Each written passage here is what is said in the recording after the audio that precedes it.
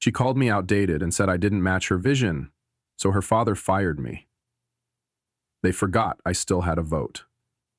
And 12% equity. That kind of dismissal doesn't echo right away. It lands soft, like dust settling over something no one plans to clean up. But I didn't make noise. Not then. I just watched how cleanly they tried to cut me out and how messy the cut actually was.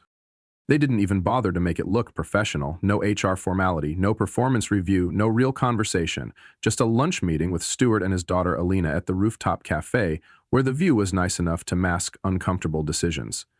Stuart ordered the same overpriced salmon he always did. Alina barely touched her matcha latte, and I had a feeling before either of them spoke, the kind of feeling you get when you hear your name in a room that just went silent. "Jason," Stuart started, not even looking at me. "I think it's time we let some new energy in." Alina smiled faintly. That was the first time I realized how tightly her fingers curled around the stem of her glass. "It's nothing personal," she said. "I just don't think your vibe fits the direction we're heading." That word, vibe, floated in the air like perfume that doesn't quite fade. I nodded once, no defense, no attempt to clarify. Just finished my espresso, stood up and said, "I'll have my desk cleared by end of day." Stuart blinked.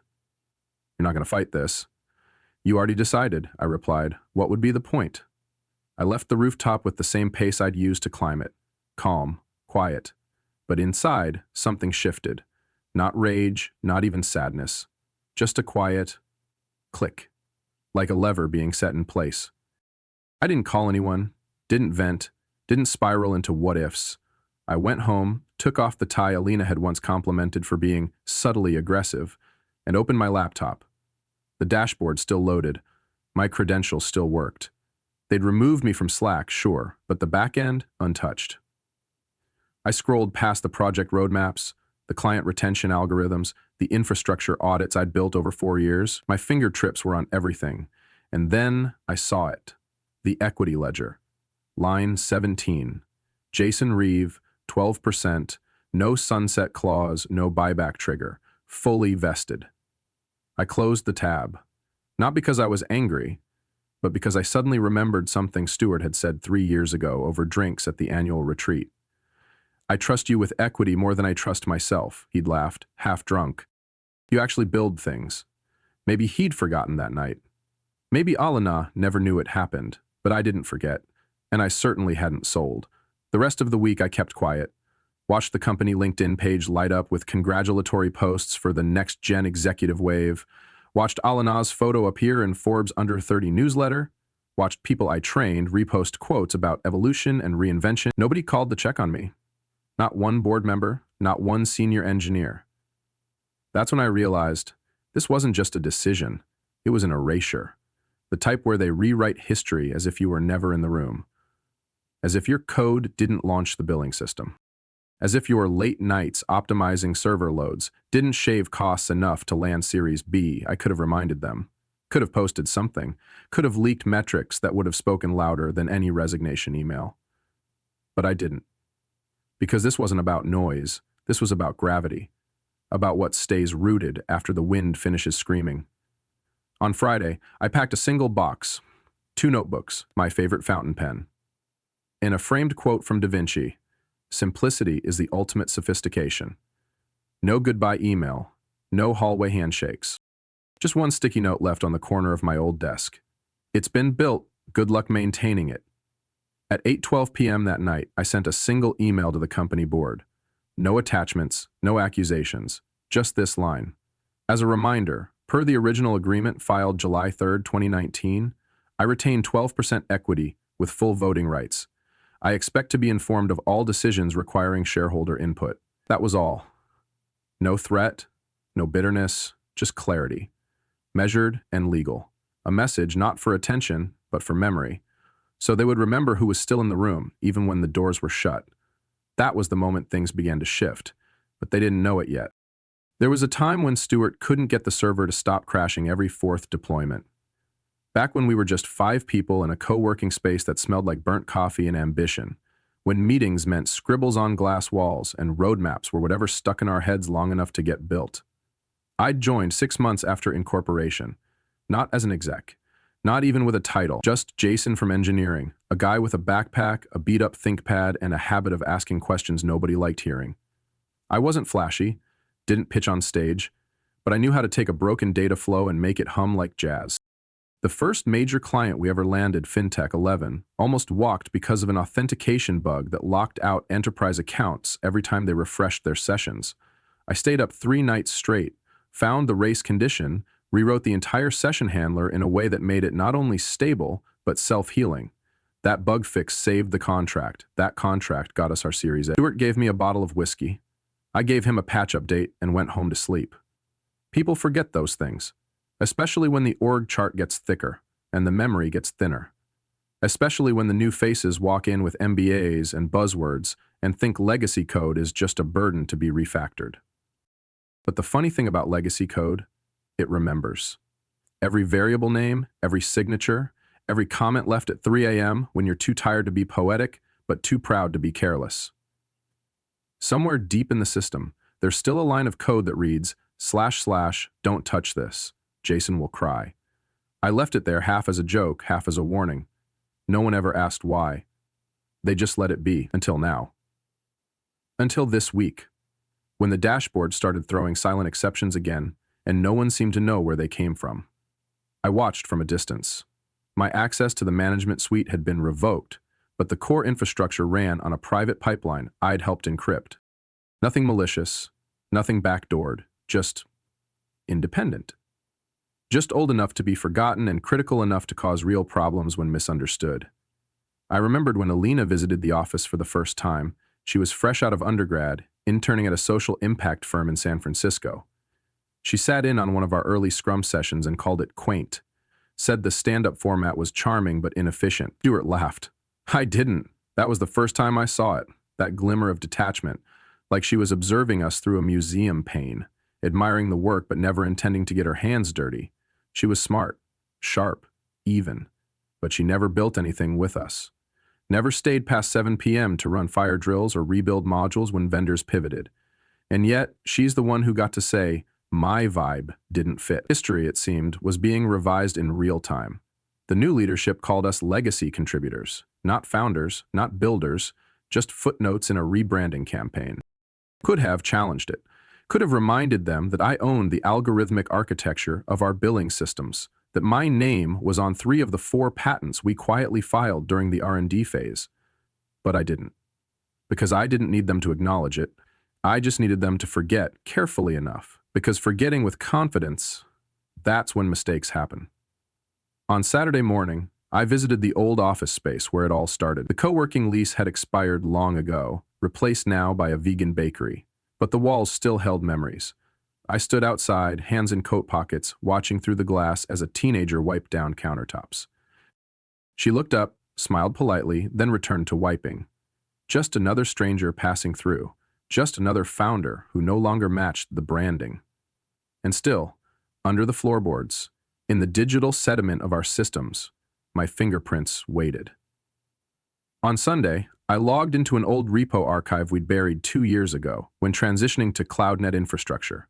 It was my private backup, encrypted, anonymized, legal. Nothing proprietary, just blueprints, snapshots, notes only I could understand. Not to weaponize, but to remember. And maybe, one day, to remind.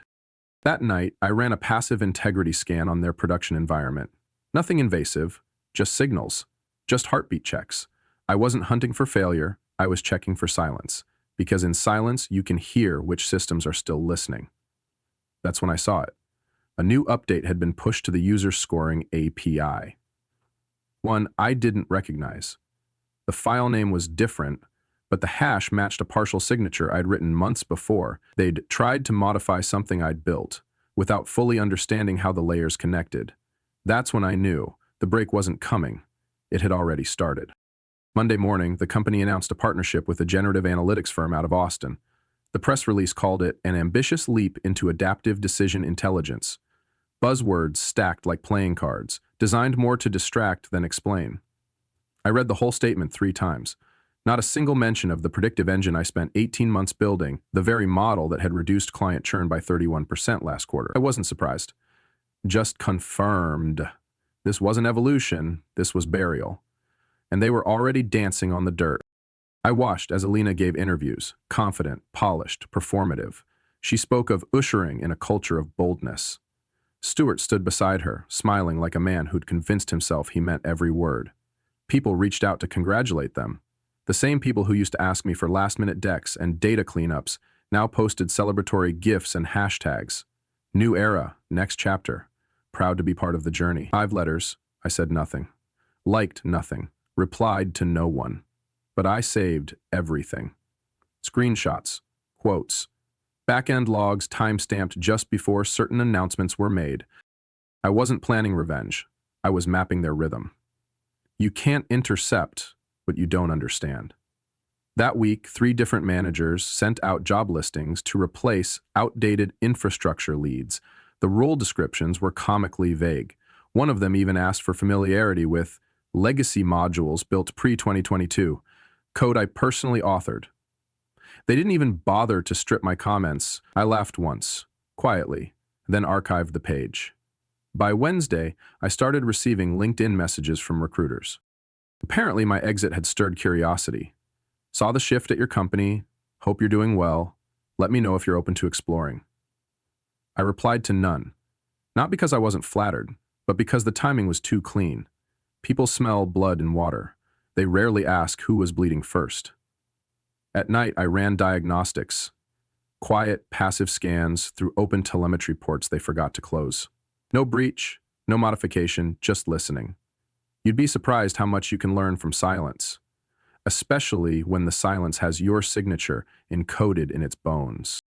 Notice a memory spike in one of the NLP filters we'd integrated 6 months ago. Something about keyword drift between client intent and system response. Nothing big, just off. Off enough that a smart system would recalibrate, off enough that a dumb one would collapse under edge cases. I flagged it in my notes, dated it, and waited. The week passed. Friday came. No call. No email. No mention of the anomaly. They didn't even know. That night, I took a walk past the new headquarters. Glass facade, light sculpture in the atrium, motion-activated LED steps, style over function. The whole building looked like it was trying to prove something. I stood across the street, coat collar turned up, watching as interns filed out with tote bags in excitement. They didn't know what we used to be. Didn't know how many nights we'd spent debugging payment gateways with pizza crusts for pillows. Didn't know the time Stuart cried when our first contract was signed, or the day I gave up a patent filing bonus just to keep a junior engineer on payroll. And they didn't need to. That was the point. I wasn't there to be remembered. I was there to watch what happened when memory failed. And it failed faster than I thought. Sunday evening, an old friend from operations called. Off the record, he said, "There's chatter about a glitch in the lead scoring engine. Some of the weighting isn't aligning with the training sets. They think it's a vendor issue, but I saw a log and it referenced a module I swear you built." I stayed quiet. He continued, "Just wanted you to know. They're scrambling, trying not to let it hit the monthly report." I thanked him, didn't offer insight. Just said I appreciate the call and hung up. 10 minutes later, I reopened the backup repo, pulled up the architecture diagram for the behavioral weighting model, annotated it in red. 1 comment, 3 words. You shouldn't touch. Then I closed the file, encrypted it again, and sat back in the dark. They thought I was gone, but the system still knew me. Monday morning, a familiar name popped into my inbox. Not corporate, not public. Just a blind forward note from one of the quiet board members, the kind who rarely speaks but watches everything. Subject line, update requested voting rights. No greeting, no pleasantries, just a timestamp and a forwarded string from legal. The body of the email read, "Please confirm if Mr. Reeve's equity position remains active and voting eligible." I didn't smile, but I did read it twice, then once more aloud, just to hear the weight of those words echo in the quiet. The question wasn't rhetorical, it was fear. Somewhere inside that glass-walled castle, someone had started asking real questions. Not about culture, not about vibe, about ownership. And ownership doesn't get rebranded, it gets accounted for. I replied with one sentence. Per Section 7.3 of the original shareholder agreement, my 12% equity remains intact and fully vested, with unrevoked voting rights. That was it. I hit send, and somewhere on their end, a legal assistant probably dropped their coffee. By noon, I got a reply. Polite, parental, corporate, cautious. Thank you for the clarification. Will ensure appropriate updates are reflected in the next board communication. No apology, no recognition, just acknowledgement.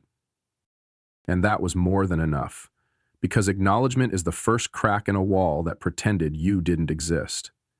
That same afternoon, the company sent out a revised investor bulletin. The language was subtle. A footnote at the bottom.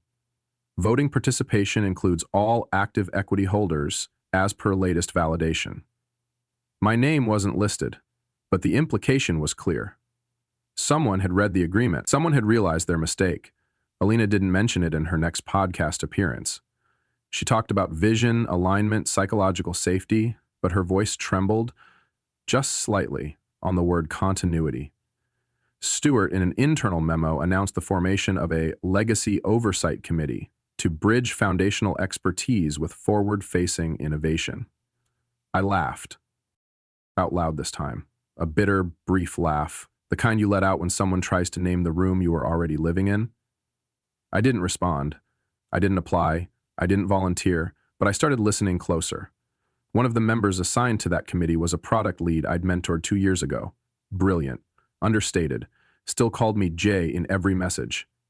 He reached out. Hey, not sure what's going on exactly, but they're asking questions about historical decisions, about frameworks, about why certain modules were built the way they were. Nobody seems to have clear answers, I told him. That's because nobody asked the right questions back then. He paused, then replied, They're asking now. That night I opened the old audit logs again, not to dig dirt, just to map history, because when stories are being rewritten, the truth becomes your only anchor. I compiled a list, 23 systems still using original scaffolding I designed, 9 of them connected to live client-facing applications, 4 of them still calling on backup scripts, signed with my personal encryption key. Nothing malicious, just foundational. The kind of things you don't notice until they stop working, or until the person who built them reminds you they still remember where the wires run. I didn't reach out, but I made sure my name was visible again, quietly, strategically. A minor pull request to an open-source dependency we'd built in-house using my original handle. Reply to a forum thread from a startup CTO asking for help with a cascading session timeout error, one I knew our own clients were beginning to face. I answered with the fix. Signed it Jason R. Infrastructure. Within hours, my GitHub was flooded with stars and comments. Not viral, just noticed. That's all I needed, because visibility, when wielded with restraint, creates pressure. And pressure makes people nervous. By Wednesday, I got another email, this time from a legal liaison, copied to Stewart and one external counsel. Mr. Reeve, in light of recent inquiries regarding equity status, we'd like to confirm your participation in the upcoming advisory vote on the proposed system transition. Not request, confirmed. I stared at the phrasing, advisory vote, proposed system transition. So this was it. They were trying to replace the backbone, build a new engine, and they'd finally realized the old one still had a heartbeat.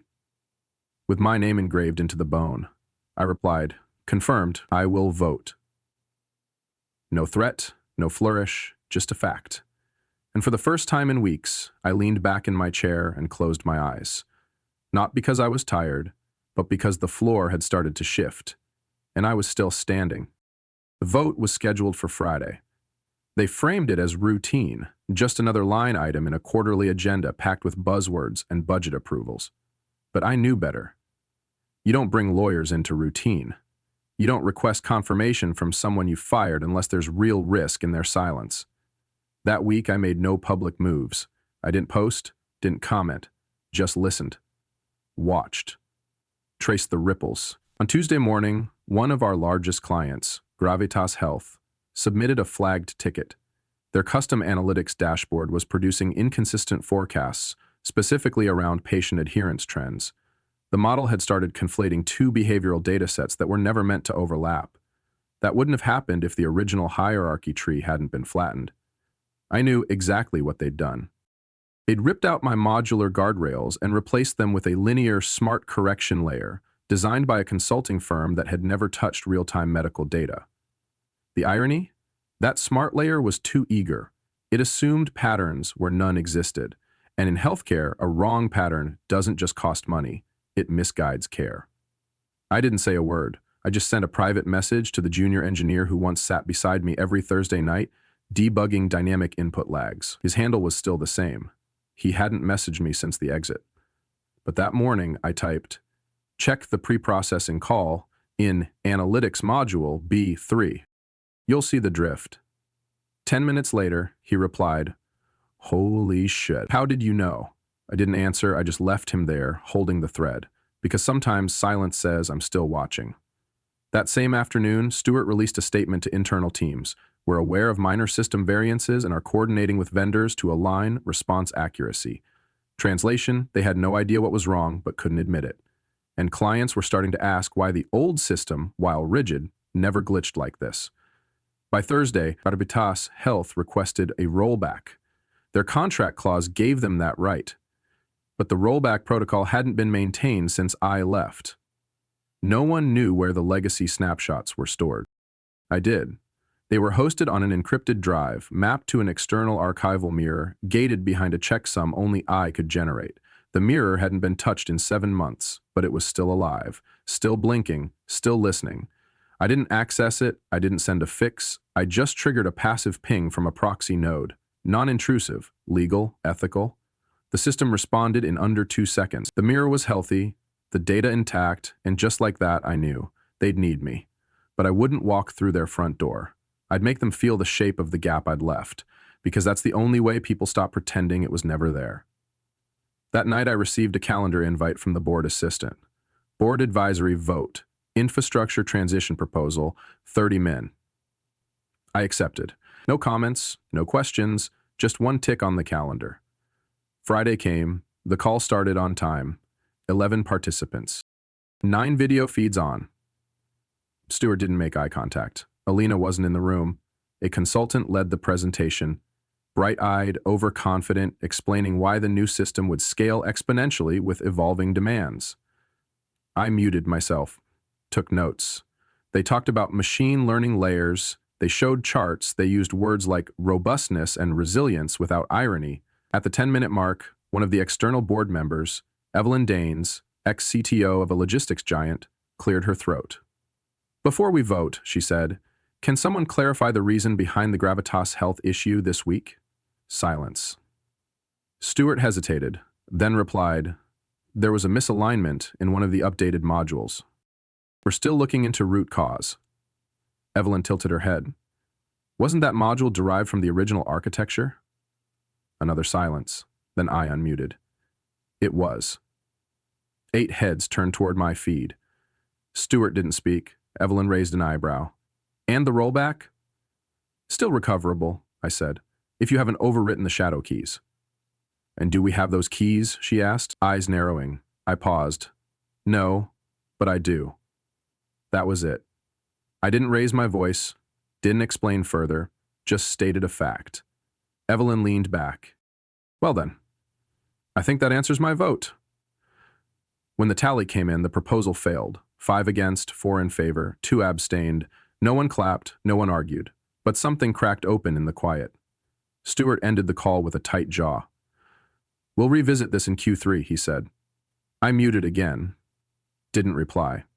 But as the screen dimmed, a line passed through my mind like a whisper I didn't say out loud. "You replaced me, but you never replaced the system, and the system still listens to me." They didn't expect me to show up. The advisory vote was one thing, technical, quiet, remote. But the quarterly shareholder assembly? That was theater.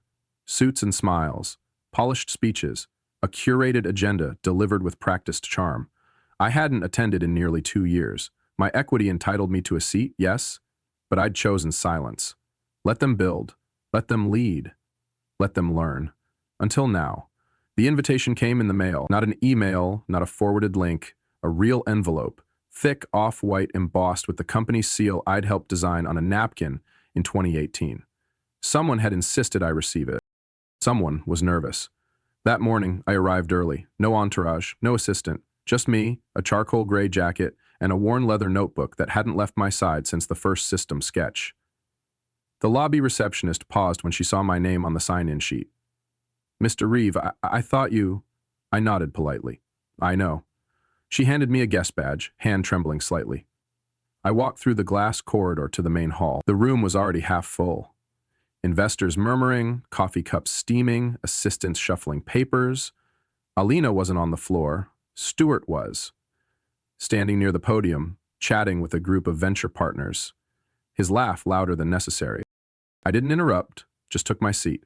Row 3, aisle side, where I could see everyone, but be seen only when I chose to move. The meeting began on time. The CFO walked through the slides. Revenue up, churn slightly elevated, expansion plans in motion. Then came the innovation and forward strategy segment, Alina's turf. She appeared on screen remotely, crisp blazer, perfect lighting, voice tuned to corporate warmth. "We're building for the next decade," she said. "That means agility. That means bold decisions. That means evolving past the foundations that no longer serve us." My jaw didn't move. My pulse didn't change. But one eyebrow, just barely, lifted. Foundations that no longer serve us. Curious phrase, especially when those same foundations were still holding up the building. The final segment, Q&A with shareholders, controlled, pre-filtered. Stuart scanned the audience like a man who believed the room belonged to him. "If there are no further questions, we'll adjourn." "I have one." My voice wasn't loud, but it landed like a dropped pin in a silent hall. Heads turned, Stuart froze. "Mr. Reeve," he said. "You're here." "I noticed," I replied. A few chuckles, nervous, restrained. I stood up, stepped toward the mic in the center aisle. "Just one question," I said, addressing no one and everyone. "How much has ego cost us this quarter?" You could hear the air leave the room. Stuart straightened his back. "Jason, this isn't—" "It is," I said, calm, even. "It's exactly that. Because when the Gravitas account flagged our system drift, they weren't reacting to innovation. They were reacting to negligence, and that negligence came from the belief that new means better by default." I turned slightly toward the screen where Alina watched. "I'm not here to shame, I'm here to clarify. Foundations aren't anchors, they're compasses. You don't move forward by ignoring them, you move forward by understanding which ones still point true north." Silence again. Someone shifted in their chair, another sipped too quickly from a cup now trembling. I looked back at Stuart. I was quiet because I believed in transition. But transition isn't severance, it's continuity with discernment. Stuart tried to respond, his mouth opened, then closed. No words, no defense, just a flicker of something behind his eyes. Recognition, maybe. Or fear. I turned to leave, no demand, no decree. But as I stepped past the last row, a voice from the back, Evelyn Danes again, cleared her throat. "Mr. Reeve?" I paused. She leaned forward. "Would you consider joining the Strategic Oversight Subcommittee for Infrastructure Transition?" A ripple moved through the room. Stuart flinched. I tilted my head slightly. "No, thank you," I said, "but I'll be watching." And then, just before I reached the door, I turned back and said the one thing they didn't expect. The thing that turned discomfort into reflection. "You fired me too early." I was about to teach her how to lead. They didn't say it outright, but the tone changed. No more "thank you for your contributions." No more polite detachment. Now it was, "How would you approach this? Would you be willing to consult? Just a quick sync if you have time." I didn't rush to reply. Let them sit with the silence they created. Let them wonder what it meant. On Monday, Stuart requested a closed-door meeting. No assistants, no board, just the two of us, back in the old 7th-floor war room, where the walls still had faded tape marks from whiteboard sprints. He looked older than I remembered. Maybe it was the lighting. Maybe it was the weight. He spoke first. "I made a mistake." I didn't interrupt. He continued. "I let her take too much, too fast. I should have set boundaries." I raised an eyebrow. "You mean for her? Or for yourself?" He didn't answer right away, just sighed, palms flat on the table. "You were always better at playing the long game. I thought speed would win the market, but it turns out speed without structure just makes the crash louder." I nodded once, then asked, "Why am I here?" He looked up. "We want to rebuild, properly this time, with you involved." In what capacity? I asked. CTO? Board seat? Interim role? He hesitated. Whatever you think is right. I leaned back, let that hang in the air, then said, none of those. His eyes widened. Excuse me? I smiled. Not out of mockery, but clarity. You don't need me in the front. You need a system that won't collapse when the front changes again. He blinked. So what do you propose? A restructuring, I said. Not just titles, culture, mentorship, operational memory, and Alina stays. He repeated. After everything. Yes, I said, but not in strategy, not in vision, in apprenticeship. He almost laughed. She'd never agree to that. Then she doesn't stay. You just said. She can stay, I interrupted, calm and firm, if she's willing to learn what leadership looks like beneath the surface. I reached into my notebook, pulled out a folded document. This is a draft framework, 6-month rotational mentorship model. She shadows legacy contributors, learns what was built, what was preserved, and why some things were never meant to be optimized out. He scanned it quietly. And what's your role in this? Observer, I said. Architect. Not manager. Not face. I don't want a desk. Why? He asked. After all this? I closed the notebook. Because revenge is loud, but repair is quieter and far more difficult. That landed hard. He sat back, finally understanding. Maybe not everything, but enough. The next day, the board met. No live stream, no fanfare, just resolutions on paper. A new position was proposed, head of operational continuity. It wouldn't go to Jason Reeve. It would go to Anna Ramirez, the same engineer I once stayed past midnight with during a payment rollout gone wrong. She understood systems. She understood silence. And most importantly, she remembered. Alanina was invited to join the first mentorship cycle. Her role suspended, not revoked. A pause, a test, a mirror. I didn't attend the vote. I didn't need to. The system I'd built didn't require my presence to respond anymore. It just needed alignment. And it was finally getting it. That evening, I got a message from Anna. No emojis, no fluff. But she showed up, took notes, asked real questions. Thought you should know. I replied with one line. Good. She's exactly where she needs to be. The building looked different now. Not the walls, not the furniture, but the pace, the rhythm. People moved with more intention. Fewer loud laughs, more listening. Fewer announcements, more notes being taken. I hadn't stepped inside since the restructure. Didn't plan to. But I passed by often. Morning walks with no destination, just curiosity folded into muscle memory. On Thursday, Anna texted. She's asking about the old tagging architecture, wants to understand why you separated behavior weights from transaction history. I didn't reply, but I smiled. It wasn't the question that mattered. It was who was asking and why. That same day, I got an auto notification. One of the legacy pipelines I'd built had been accessed, but not modified, read-only. Careful. Someone was learning without trying to own. That was new. Friday afternoon, I received a handwritten envelope. No name, just my address, in sharp, blocky print. Inside, a single sheet. If you ever reconsider joining full-time, I'd want to learn from you properly this time. A. I didn't write back, but I folded the paper and slipped it between page 47 and 48 of my notebook, the page that held the original sketch for our client segmentation model. I left it there, not as a keepsake, but as a reminder. Some lessons don't need to be taught twice. That weekend, Evelyn Danes called. Not about business, just a quiet check-in. They're holding up better than I expected, she said. The young ones? I asked. The systems, she corrected, then added, but yes, them too. We sat in silence for a while, the kind you don't rush to fill. Before hanging up, she said, you never needed the title, did you? I thought for a second. No, I just needed them to know who built the floor they're walking on. On Sunday, I got a forwarded email. Anna, again. Subject, tag reconciliation draft proposal. The body was clean, clear, technical, but it was the footer that made me pause. Under her name, a quote, legacy is what survives when no one's watching. It wasn't attributed. But I remembered the day I said it, offhand, in a late-night Slack message during the 2020 outage. She'd remembered. Not just the system, the philosophy behind it. That was the moment I knew. I didn't need to return. Not really. The work had rooted itself. Not in code, in people, in choices, in pauses. The following Monday, the new intern orientation began. I wasn't there, but someone told me Alina led the opening session. No slides, no speech, just a circle. She asked them one question. What do you want to leave behind that still works when you're not in the room?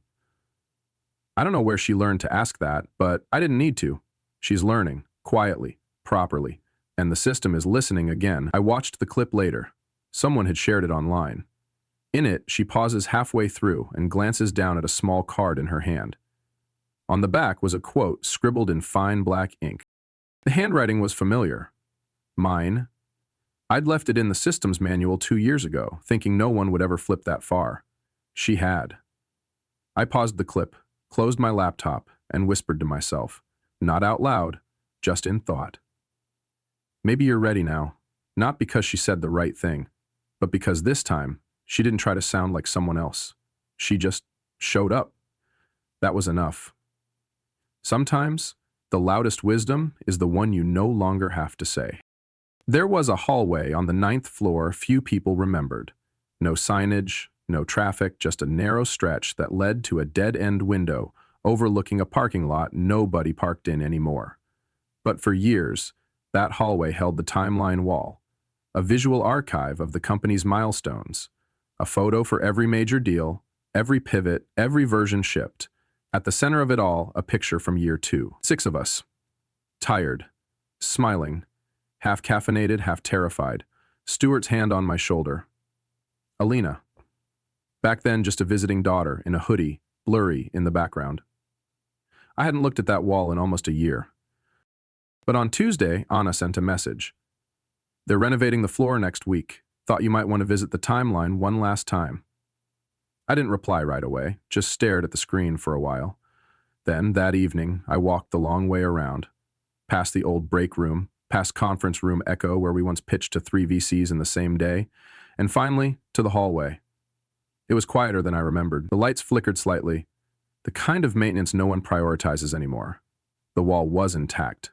Same photos, same captions, but someone had changed the order, inserted new faces, added updated fonts. It looked cleaner, more curated, and yet less honest. The photo at the center was still there, but the plaque beneath had been updated. It no longer listed names, just a title, Early Contributors, 2018. I stood still, let that sink in. No names, no stories, just a neutral phrase to flatten what had once been messy, beautiful, human. I didn't feel anger, just a quiet ache, like something sacred had been ironed until it stopped breathing. I reached out and touched the corner of the frame. The glass was colder than I expected. Behind me, footsteps, soft, measured. I turned. Alina. No cameras, no audience, just her. She didn't speak at first, then I asked them not to remove it. I thought you should be the one to decide. I nodded.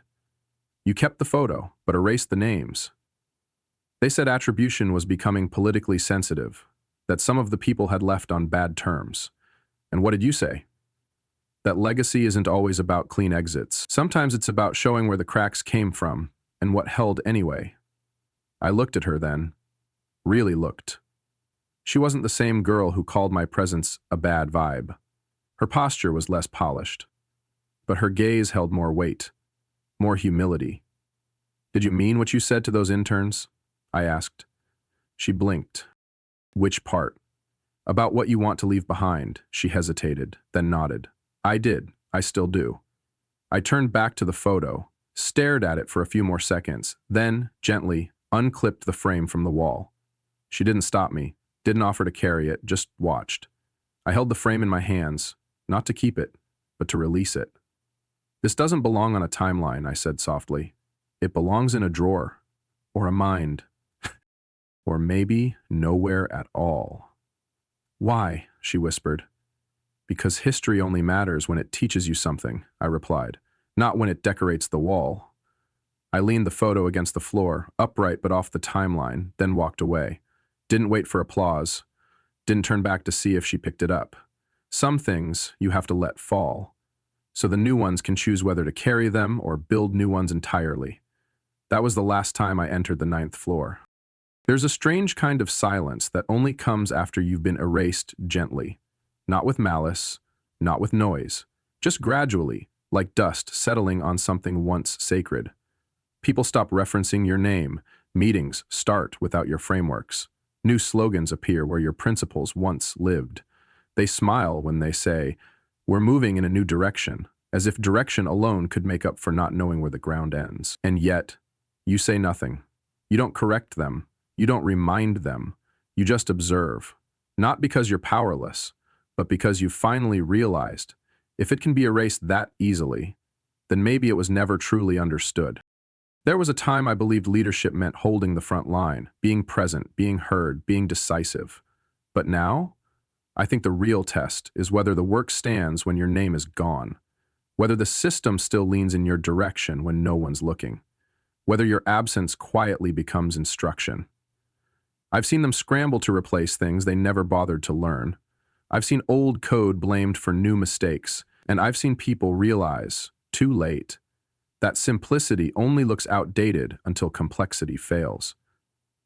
The beauty of legacy isn't that it's remembered, it's that it functions. When people forget the story, but still follow the structure, when your restraint becomes someone else's roadmap, you can't architect that by accident. You build it slowly, patiently, by refusing shortcuts, by saying no when it's easier to say yes, by holding the line no one thanks you for holding, until it snaps, and when it finally does, they look around not for someone to blame, but for someone who knew. That's the turning point, not revenge, not vindication, just recognition, quiet, belated, but precise. I no longer want to be the one in the room. I want to be the reason the room doesn't fall apart. And that only happens when you leave pieces of yourself behind that don't need your name to work. That's the kind of presence I believe in, the kind that doesn't ask to be honored, only to be respected in the way things still hold. Not because someone declared them valuable, but because they simply don't. There's a discipline in knowing when to stop. Not out of defeat, not out of exhaustion, but out of clarity. The kind that arrives when you've done all you could without compromising who you are. People think power means holding on. I think it means letting go before something pure turns performative. The hardest part isn't walking away. It's not looking back to see if they noticed, if they fixed what you warned them about, if they finally understood the lesson you chose not to spell out. That's the quiet burden of those who build well.